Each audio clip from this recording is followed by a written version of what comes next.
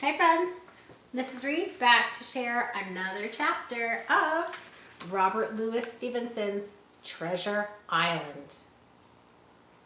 Today we're reading chapter 5, and if you recall from chapter 4, they were already just on their way on their new boat, the Hispaniola, to Treasure Island to look for treasure.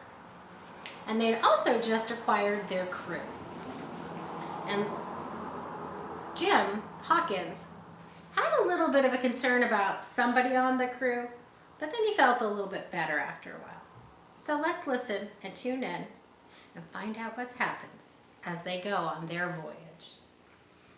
The name of chapter 5 is The Voyage. From the beginning of the voyage, Captain Smollett was unhappy. The men know more about this cruise than I do, he told the squire.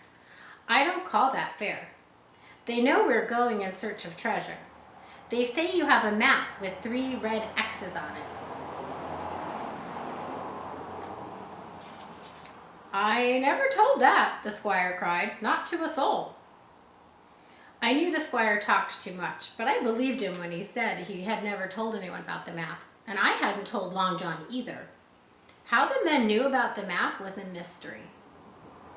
Then one night, the first mate disappeared. He must have fallen overboard, said Captain Smollett.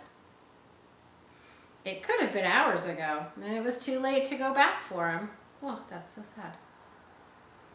After the first mate disappeared, Long John seemed to take over, and all of the men looked up to him.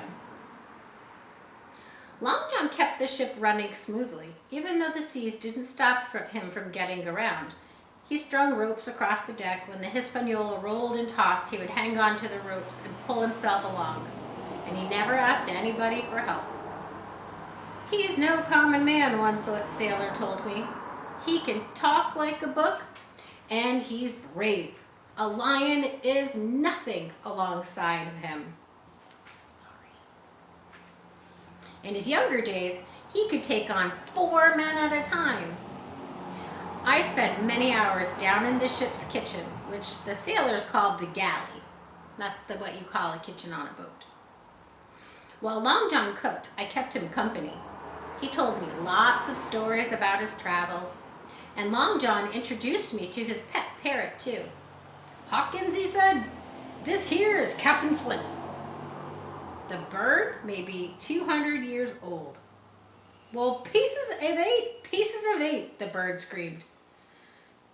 Pieces of 8?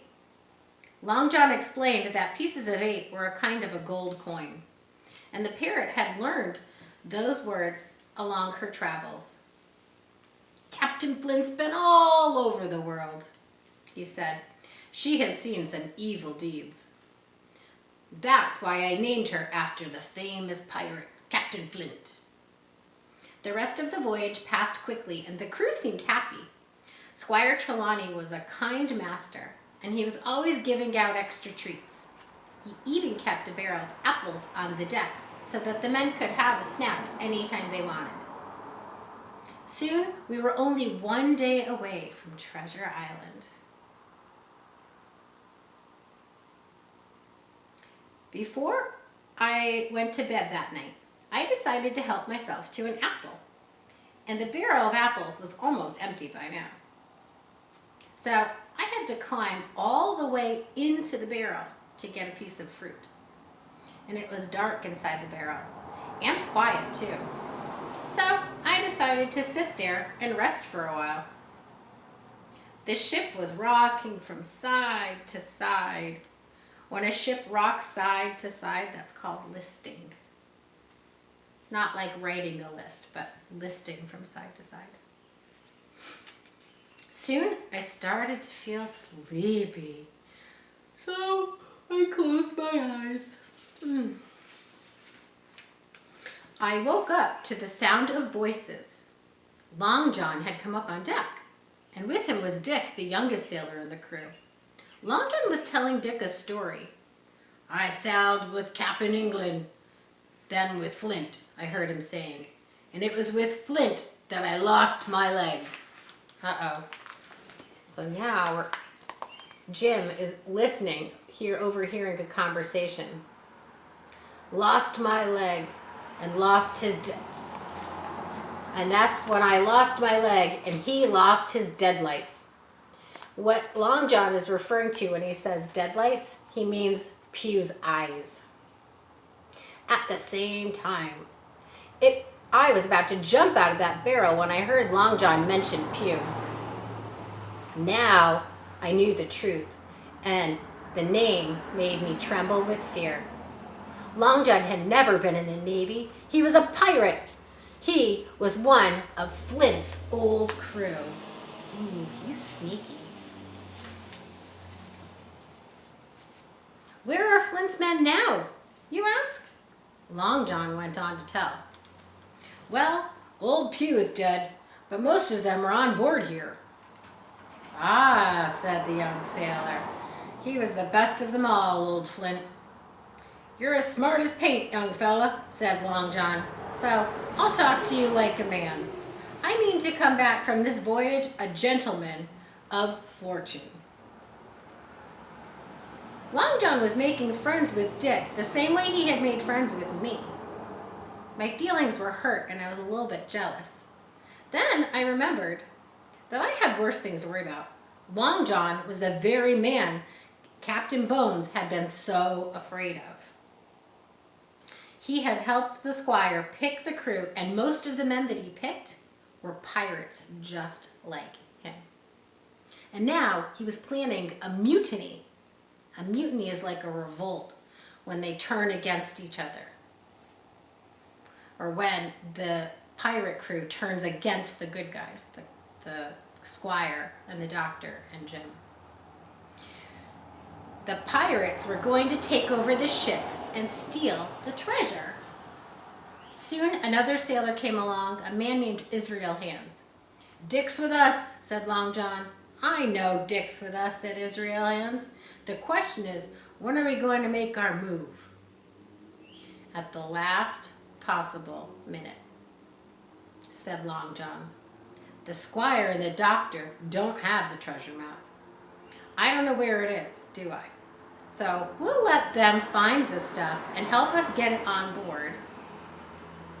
And then I'll finish them off. He laughed, and I'll wring Trelawney's neck myself. Ooh. I was terrified. Long John was going to kill all of us. Meaning Dr. Trelawney, Dr. Livesey, Squire Trelawney, and Jim. Just then, Long John said he was thirsty. Jump up, lad, and go get me an apple, he told Dick. Dick got up and came near the barrel. I was too scared to move. First, Israel Hands saved my life. Forget about apples, he said. Let's go have a drink of rum. There's that unhealthy drink again. Long John gave Dick the key to the storeroom, but he and Israel Hands stayed right where they were, and I was starting to wonder, how would I ever get out of that barrel without being seen? But then the lookout gave a shout. Oh, land ho! That means they can see land. Everyone rushed to the rail, and no one saw me scramble out of the barrel. The whole crew was staring at the 3 hills on the horizon. By the light of the moon, you could just see them. We had found our island. Treasure Island.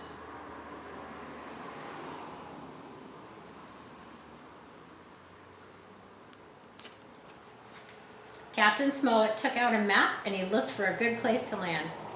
Long John hurried over to the captain's shoulder, but the captain's map was a copy, and it wasn't the one that showed where the treasure was. Long John frowned. He must have been awfully disappointed. When no one else was listening, I asked Dr. Livesey and the squire and Captain Smollett to meet me in the cabin.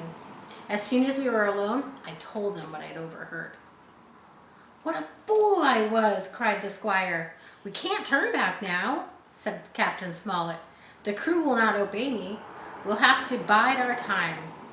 Silver doesn't know that we're on to him, so surprise is on our side. And Jim, the captain added, You will be our eyes and our ears, meaning he has to always be watching and always be listening, but secretly. Counting Hunter, Joyce, and Redruth, there were 7 of us in all. There were 19 sailors in the crew. So out of the 19 sailors, 7 of them are good guys. See if you can do the math and figure out how many of them are pirates. Out of the 19 sailors in the crew, 7 of us in all were the good guys.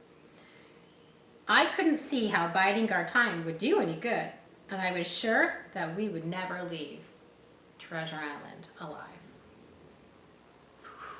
This book is so suspenseful. Aren't you so excited to find out what happens? It's getting dangerous. Anyway, thank you for tuning in, and check out the next chapter, and I'll see you next time.